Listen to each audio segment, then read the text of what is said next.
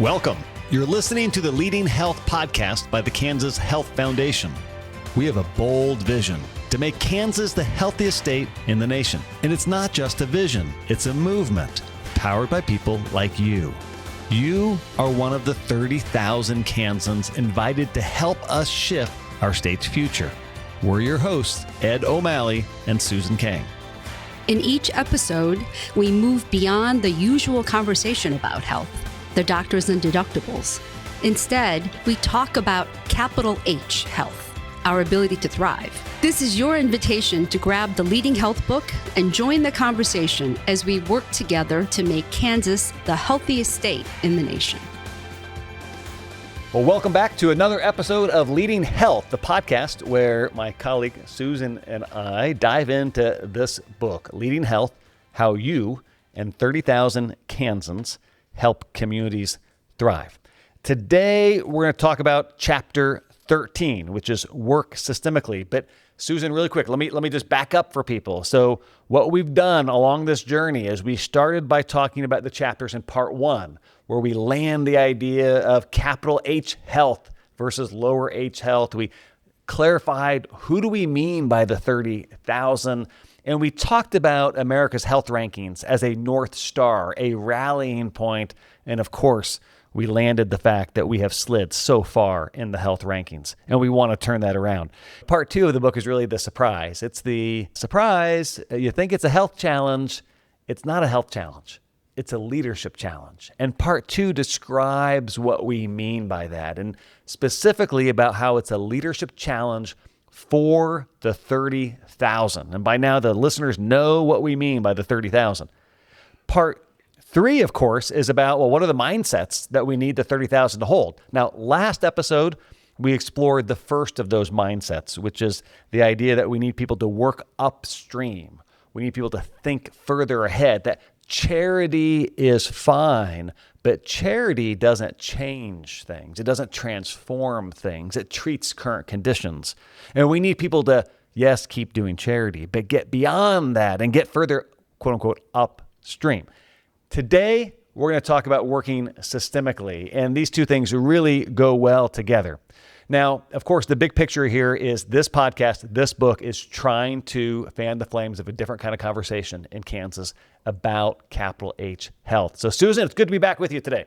Ed, I'm super happy to be here with you to talk about Chapter 13, which is mindset number 2, right? You just talked about that a little bit. And I love this idea about thinking bigger and achieving wider impact. And it's not about just helping out one person, but about helping out thousands. And we're excited to have Kari Bruffett back to help us bring the concepts to life. And so, Ed, there are a number of different concepts that are brought up in this chapter. Would you mind starting with this concept of the 2x2 to explain to us the importance of that? Yes, I'm going to dive into that 2x2. I want to land an idea first because 2x2s can be confusing. So first, let me just say that the idea of systemic thinking, which is a pretty wonky term, and there are books on it, and I've heard a lot of really, really smart people talk about systems theory and all this stuff, and I get it all. And I want to try to simplify it for people first. Like what we're really saying is that we need to work on a bigger scale. Mm-hmm.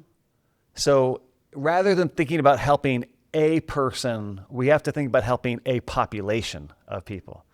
Rather than thinking about helping a person or a family, we need to help a community.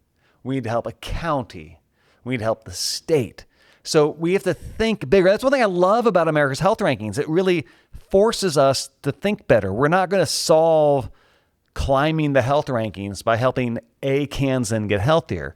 We're only going to do it if we really change the whole conditions of how things are playing out here in the state that lead to lots of people getting healthier. So that's kind of what we mean by working systemically. And this mindset, it's so critical for the 30,000, because again, the 30,000 can direct attention.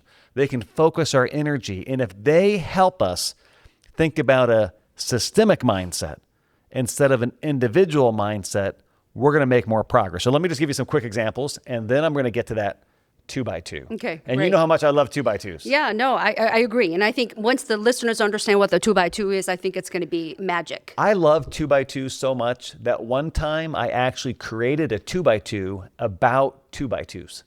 Okay, that's super nerdy. It is. And we will not try to explain that to people. But let me dive back into this individual mindset versus systemic mindset. So like here's an example, from the book. So an individual mindset when it comes to secondhand smoke. We all know the dangers of secondhand smoke, which it's kind of interesting to think about. There was a time when people didn't think that was dangerous, right?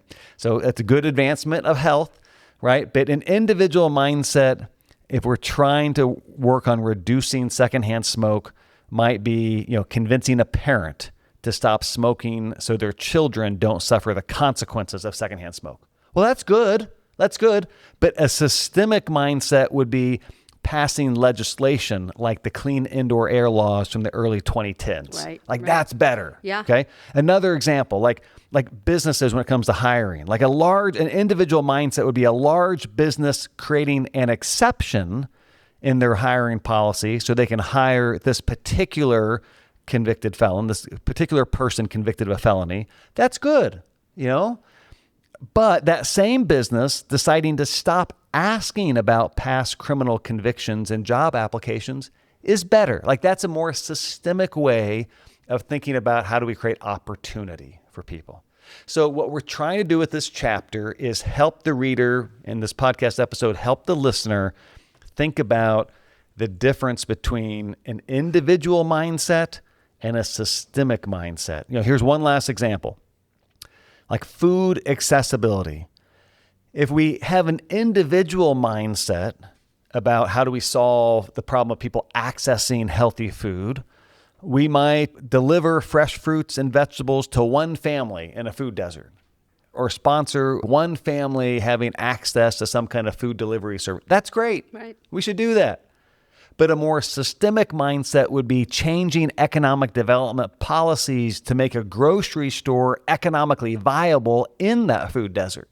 Like changing tax policies, adjusting the tax increment financing laws, or whatever it might be to make that more sustainable. That's a more systemic mindset. Okay, let's get to the 2x2. Now, some people might not know what we mean by that. So think of it like a quadrant. And there is a horizontal axis. And that horizontal axis is on one end, on the far left end, is having an individual mindset. And on the far right end is having a systemic mindset. So that little continuum there is from, on the far left, having an individual mindset to a systemic mindset on the far right. Now, we just kind of talked about the differences there. Now, the last chapter, we talked about upstream. So what I want to do is ask people, and I know this is a little tricky for those listening, but to ask people to imagine now a vertical axis that is about upstream. And at the top of that vertical axis is thinking upstream, working upstream. And at the bottom of that vertical axis is thinking and working downstream. Now, all of this is on page 128 in the book, so people can find it there. It's also on our website, and you can find that at kansashealth.org. But this 2x2, that is juxtaposing, that's a big word for me, juxtaposing the individual to systemic mindset on the horizontal with the upstream to downstream thinking on the vertical. All right, it's a little wonky. Susan, are you still with me? I'm with you. I'm with you. All right. And what we're trying to say with describing this little 2x2, and you can't write a book without putting a 2x2 in it, right? So that's kind of a prerequisite, right? But what we're trying to say is all four of these quadrants. So we end up with four quadrants, right? You end up with, like if you're looking at the diagram, the bottom left quadrant, we're in the individual space and the downstream space. So that's things like a food pantry. That's really important. Like food pantries are really, really important. Or, a soup kitchen, like a place where people can go to get a meal.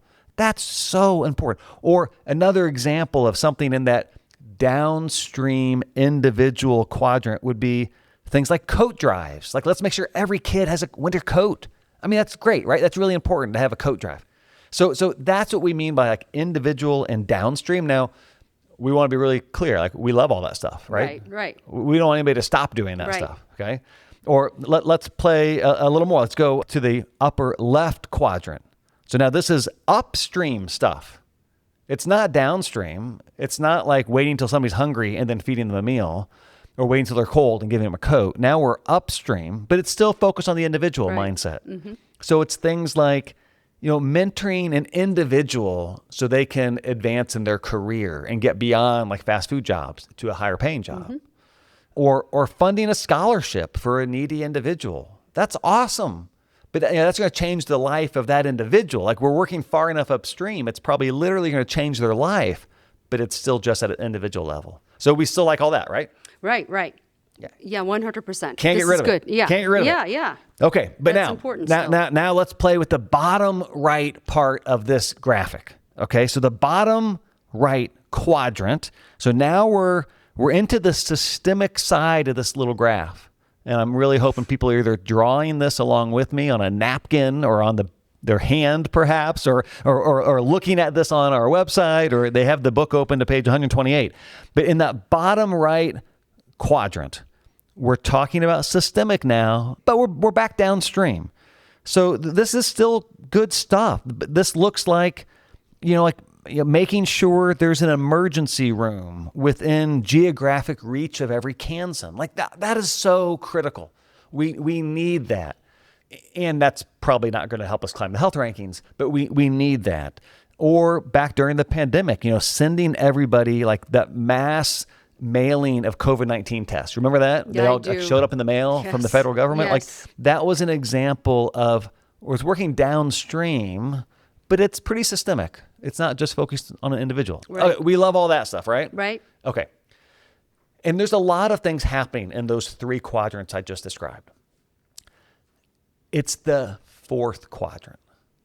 Which is on the upper right. Yeah, it's the upper right quadrant. That's the quadrant that we need so much more activity in. And this is the quadrant that is, it's in the upstream area, so it's leveraging everything from that last chapter, and it's also leveraging the thinking from this chapter. It's upstream and systemic. Look, this is what we need to get more traction on climbing the health rankings. So this is things like we need to reimagine how we do literacy education in Kansas, because our numbers have been falling dramatically. And if we don't dramatically change the way kids in Kansas learn to read, it's going to be really hard to improve health, period, right? This is things like making sure that economic incentives are fairly distributed in ways across the state so that all the different types of populations are benefiting from the economic incentives that exist, right? So a community like Northeast Wichita, which is facing some of the biggest health disparities, has every chance possible to have economic activity, right? This is things like funding for public health, so we can keep the population healthy to begin with, rather than wait till people get sick. Okay, so that is a lot to explain, Susan. I hope we still have listeners with us after explaining it 2x2 over a podcast, but hopefully it made some sense to people. Yeah, I mean, I think I think it is helpful for us to look at the graphic either in the book or in the show notes below. But yeah, no, I think this is a really, really important foundation to be laid as we talk about upstream and systemic work. I want to just give one more quick example that I mentioned in the book. My father battled Parkinson's for 18 years. Yeah. And, there are a lot of people listening, I'm sure, who have a loved one or somebody in their life who also is battling that disease, which is the fastest growing brain disease in the world. Yeah. Okay, Parkinson's. And I volunteer with a group called Club Parkinson's here in Wichita, and it is fabulous. It is amazing. It is helping individuals with Parkinson's with exercise and helping them battle the disease. And my monthly contribution is helping make membership fees more affordable. I love it. It's great, but it's still an individual intervention. It's on the left side of this 2x2, and it's pretty downstream. It's helping people who already have Parkinson's have a little bit better life. An upstream and systemic way of trying to help Parkinson's might be something like funding research to learn, why is it the fastest growing brain disease? What is in our environment that is leading to so many more people having Parkinson's disease? That would be that upper right quadrant of upstream and systemic. Okay, we've covered a lot of ground. Let's get Kari Bruffett back with us. Now, she joined us at an earlier episode back when we were talking about Kansas at 29th. Of course, she's the CEO of the Kansas Health Institute, has a great background in civic life in Kansas as a cabinet secretary, worked with the University of Kansas hospital system. Let's get Kari back into this conversation with us today. Welcome, Kari. Yeah, thanks for having me again. Oh, we're so excited to have you back to talk about this chapter 13, which is working systemically. So, as you know, today we're digging into the simple but sort of a little bit sometimes an uncomfortable idea of helping people is good. We know this, right? But changing systems is even better, right? Because we get to, that's the individual versus the many, and we want to help one, but it's even better if we can help a lot more people. So if we want to close the health gap and actually move the needle, individual acts of charity is just not going to be enough, right? And so we want to think bigger and we want to think more systemically. So tell us about a time when you did a good deed, right? And most of us, we like to think that we've done some good deeds, I hope, right? And when that helped maybe one or two people out, but realize that a systemic approach would actually be necessary to truly move the needle. Yeah, so I was a college student. I went to Fort Hays State University out in Hays, Kansas. I was a journalism major and went away to a journalism conference in a big city, an unfamiliar big city. It was probably the first time I'd kind of navigated a big city on my own. A group of us went out to lunch during a break, and there was a gentleman who was outside the restaurant who was looking for money, and he wanted a meal to eat. And we were like, oh, okay, this was kind of unfamiliar at the time for somebody from Hays. So we're like, hey, come inside and we'll buy you lunch. And brought him inside to get lunch, and almost immediately the staff said, hey, no, he needs to be removed. He comes in here often, and he's always bothering people to buy him lunch, and so on. So we went ahead and bought lunch, and I was like, well, your restaurant, your food's not so good that you should be so proud of it. But we bought him lunch and took it outside, and I think the implication from the staff was somehow like we'd been duped, right? So in the moment, I think that was the lesson they were trying to give to us, like he's just, playing here for a meal. I don't think that was the case. I don't know that gentleman's story. I just didn't know it then. I certainly don't know it now. Now, with hindsight, I think a lot more about what was probably behind his need for a meal. Again, the food wasn't so great that it was like, oh, he just has to have a meal there every day. He needed more than just a meal.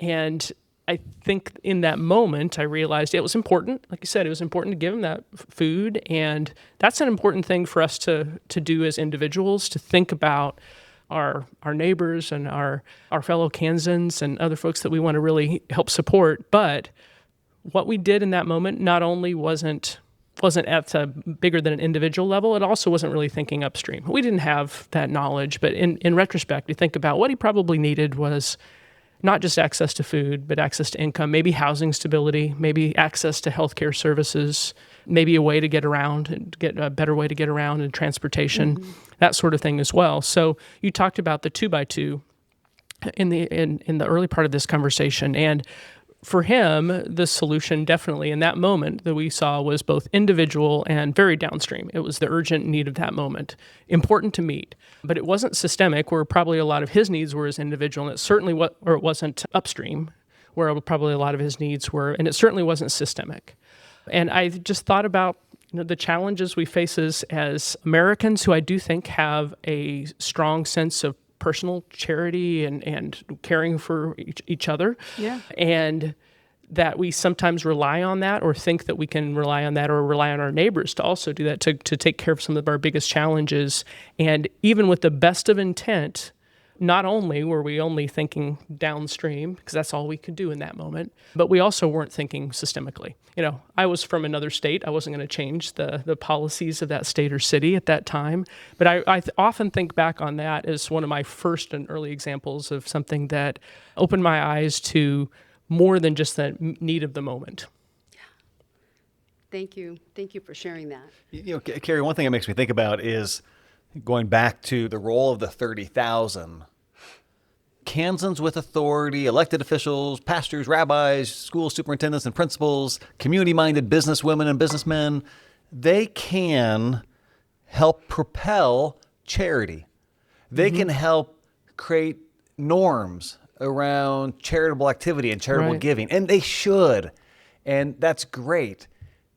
And though they also have the power to propel different thinking. Yeah. We don't want people to stop caring about making an individual act of kindness, an individual act of goodness, an individual intervention. And only the 30,000, though, I mean, the 30,000 kind of, I mean, they are pushing and pulling the levers of society, you know? And so they have the ability to get us to think differently about how those levers push and pull and combine to get us the results we're getting or get us different results. It's such a special privilege. Yeah, absolutely. And as an example, I think about a policy change that's happened in the last few years in Kansas, that it's more than a technical change. It was a significant change, or more than a small change, but it made a big difference, and it went from maybe solving an individual problem to really thinking systemically. And that was when Kansas extended what's called postpartum Medicaid eligibility. So for a long time, historically, the women who were eligible for Medicaid and who were pregnant, after the pregnancy, they would have an additional 60 days of Medicaid coverage if they didn't otherwise qualify for Medicaid some other way. And often that sort of was extended to about 90 days because of timing. But we know that many of the drivers of maternal morbidity and mortality, so death and serious illness are related to maternity, doesn't end after 60 days or even 90 days, whether it's hypertension or depression or diabetes. Those things, those complications last far beyond.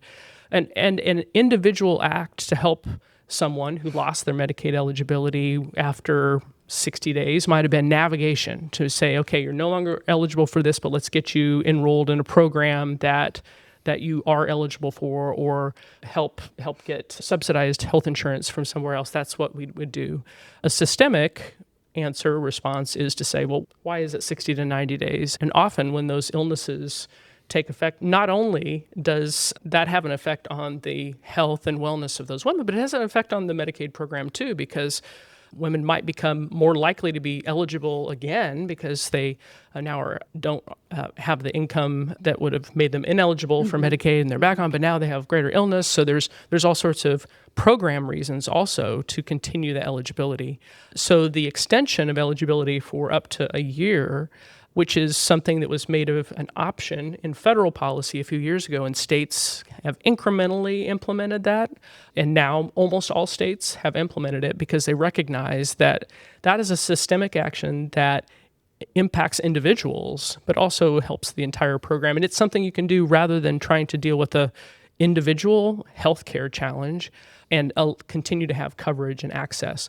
And when you have coverage in the Medicaid program, it's not just about access to health care. In Medicaid, there are also access, or there are connectors that connect you to access to other services for big H, capital H, health, that also support health and wellness of not just the mom, but the baby as well. I think most of our listeners know this, but in case they don't, Medicaid is the government health insurance program that is a federal-state partnership to provide health insurance for those in poverty, and different states have different rules about who's covered under that. But I think folks all understand that. But sometimes people get confused with Medicaid, Medicare, all these different terms and things like that. That's a great example, and I love you mentioning that. Like almost all the states now have done that. So it's not really a partisan issue. Right. It seems like it is a systemic response to a presenting challenge that is an efficient way to improve health that just works. So I love that example. Yeah. Yeah.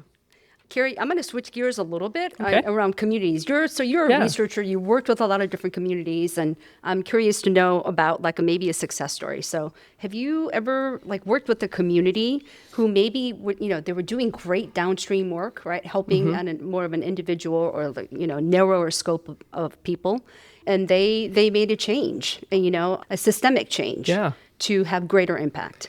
Yeah, we have probably a few examples from some of my colleagues who work on Pathways to a Healthy Kansas, which is sponsored by Blue Cross Blue Shield of Kansas. They work with community coalitions that identify issues in their community where they really want to invest and improve health. And some of those issues are downstream kind of issues. And those communities who have worked for a long time in Pathways have started to move further upstream as well. So, and one of the key ways that they do that I think is really interesting and calls back a little bit to our conversation many chapters ago in chapter 4 about collaboration, was they also listened to the community.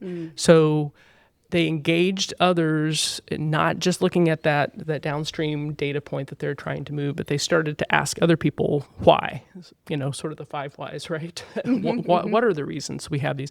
And have started to invest more in that upstream work, systemic work as well. So some of the examples you've given about, you can do a food bank, or you can also try to think about how you can work with bring in a permanent grocery store and in other communities, trying to link up other ways that food is provided through other programs like Meals on Wheels to sort of expand that to other populations, for example. So again, some of that might seem downstream, but it's by leveraging other systems that maybe are multiple downstream that becomes kind of the systemic work as well. It's maybe downstream, but it is systemic because it's not just saying, here's the one program that we're going to invest in. It's how can we leverage what we have in our community to provide something better systemically for our community. Yeah, I want to just quickly share a story in Lawrence that's happening around the unhoused population. I mean, we have a lot of, because we are accepting of a lot of unhoused people, we have different people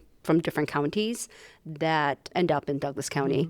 And, there's a new initiative. It's a policy initiative. It's systemic in nature, where we're trying to find housing for our unhoused population. And it's called, Place for Everyone. It was adopted in 2024. It's a 5-year plan. And the idea is to try to, provide housing, right. Small sort of pallet homes. And I just think I feel like that's another sort of a success story of thinking systemically instead of just helping, one person at a time. Yeah.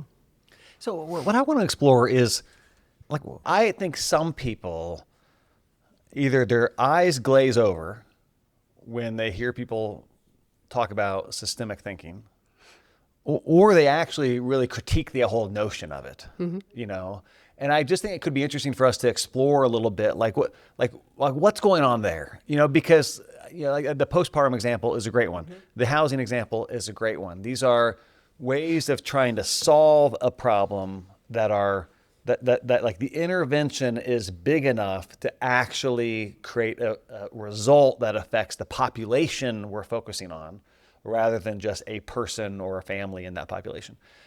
But I do think there are people who this isn't the way they think. This isn't the way they talk. And I'd love to explore what do we think is going on there. And Kari, you're interfacing with all kinds of people in the Capitol and beyond as the work at the Kansas Health Institute. And any thoughts on this idea of what trips people up on this idea? Well, I think sometimes you've talked about it previously, and I'm sure in other chapters have talked about it with other guests too.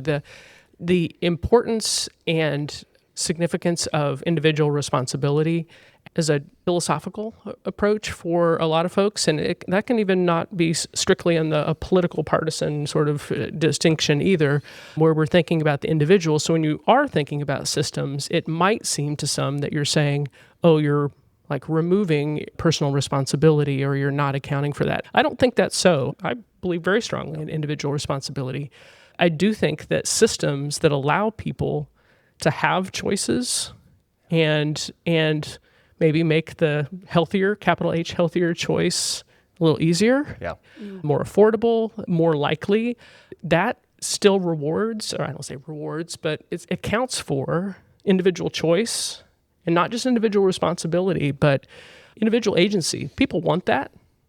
And people don't want to be thought of as just part of a system, right? The individuals do want to be treated with respect, but systems can be designed to treat them with respect and create those opportunities for those choices. So I think those things don't have to contradict, and I do think that can sometimes be a barrier to thinking or talking about systems.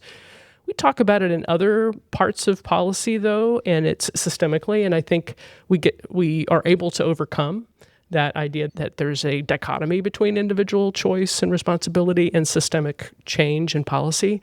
So I think we can do it in health. Yeah, I really appreciate the way you're describing that, and we've said it a lot. We say it in the book, and we've said it a lot on this podcast. If the playing field is level, and people aren't taking care of themselves, or they aren't making good choices, well, then the heck with them, right? I mean, I'll never say exactly the heck with them, but that's different. But if the playing field's not level, and because of current or historic laws or regulations or policies or just practices, then we need to level that playing field. And I think what we're talking about when we talk about working systemically is saying, let's level the playing field for everybody rather than help this one person figure out how to get through the unlevel playing field. Like we can do that. But it's better if we can just level it. And I love the way you're describing this. I do think like this, when people have a negative, like if somebody's listening to this and they have a bit of a negative reaction to this call we're making for the 30,000 to work more systemically, it could be rooted in kind of a sense of a belief in the individual and a sense of responsibility for the individual. And so, really smart people can hold multiple things at the same time.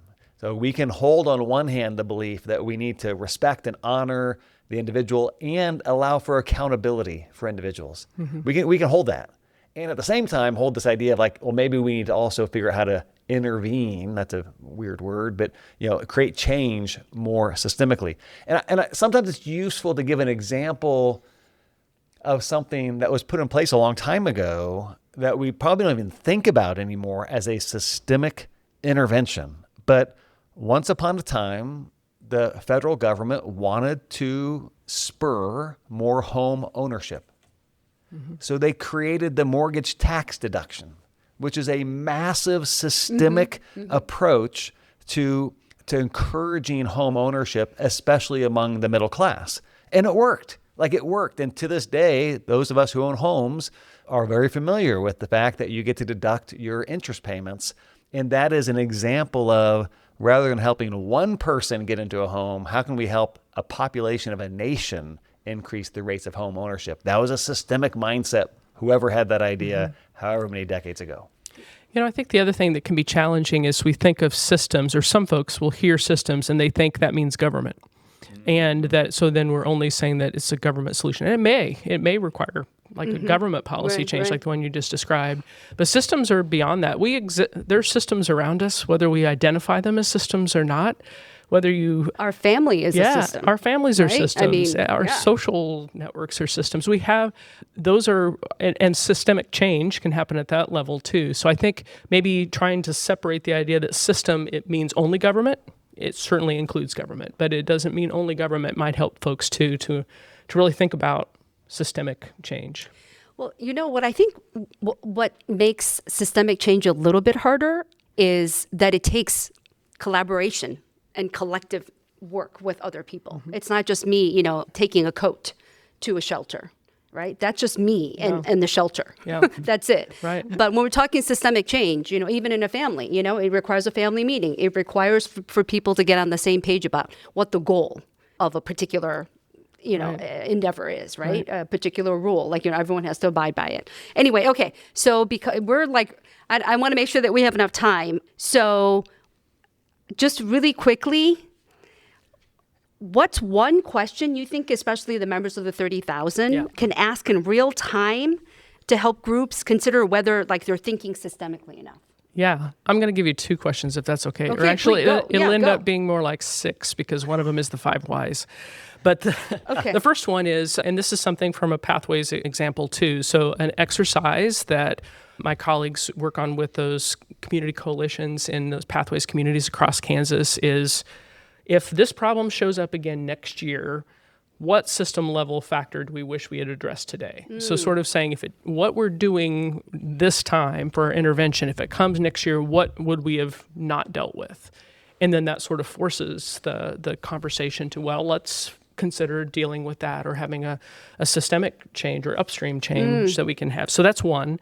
The other is like the tried and true 5 whys. So let's keep talk asking about the whys, right? Okay, Yeah. so community says we've got a lot of uncontrolled hypertension, and we say, well, why is that? Oh, people aren't getting to the pharmacy to pick up their medication, or they're not medication compliant. Well, why is that?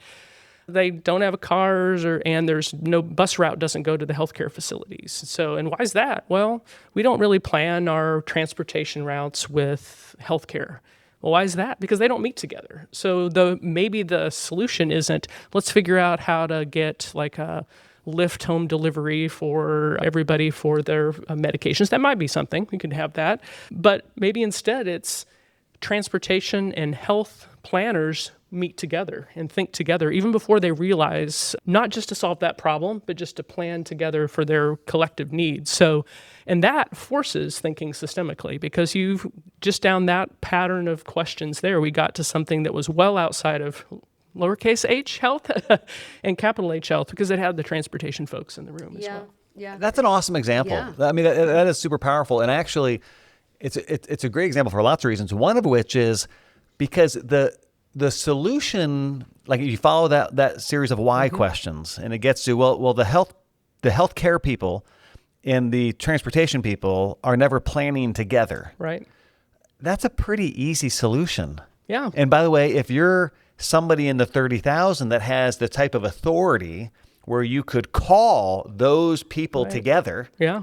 like that's a pretty simple intervention versus concocting an incredible and maybe amazing but complicated system of home delivery and technology and drones dropping off prescriptions and like that all could be cool too. Yeah.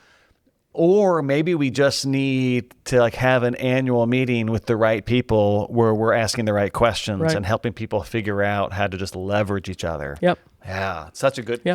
So what it got me thinking about is this system level thinking doesn't have to be harder thinking. Right. It doesn't mean harder solutions necessary. It just means different thinking. Yeah. Yeah. Yeah. I think that's going to be, my big takeaway from this conversation actually is really to get to the kernel of the problem or the topic or the issue that we're working on. I like the idea of, asking the 5 whys, to really get at what is the kernel that is causing this issue. Right. Yeah. And it helps us to identify sometimes an easy systemic, solution, sometimes maybe a little bit harder.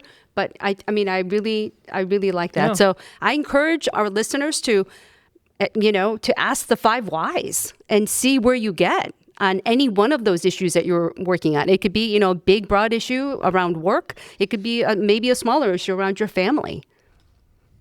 Yeah, I would take away from our conversation, too, that not only does the systemic response have to not necessarily have to be harder, and maybe it's in some ways going to benefit something far outside of even capital H health if we work systemically, but it doesn't have to contradict or compete with the idea of individuals as well. So there's still an individual who's picking up his or her prescription as part of that system as well. They're also part of the system. Mm-hmm. Thank you. I think what's going through my mind is a lot of different takeaways. One, I'm a little blown away by that last one of like the system approach might actually be easier. I think often I would have thought it would be harder, but necessary.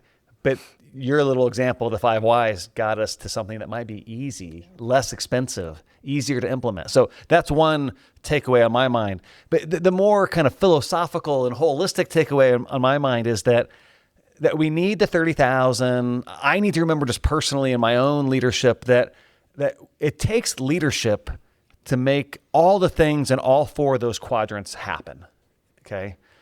But it takes a special kind of leadership to create more of the things in that upper right quadrant, that upstream and systemic. And it takes leadership. Leadership can come from anybody, okay? But it takes leadership from the 30,000, Kansans with authority. It takes leadership from them to get communities and to get this state focusing more on that upper right, upstream, and systemic. It's been a great conversation. Kari, thanks for joining us. And I know you'll be with us for our next episode as well. We get you back to back, which we're excited about. So we'll continue that conversation very soon. Bet. See you soon. Thanks for listening today. Before we leave, there are a couple ways you can help. The first, visit kansashealth.org/leadinghealth to claim your copy of the book and join in the efforts as we work together to make Kansas the healthiest state in the nation. The second is to share this podcast with your network. Also, we'd love to hear from you. Drop a comment from whatever platform you use to get your podcast.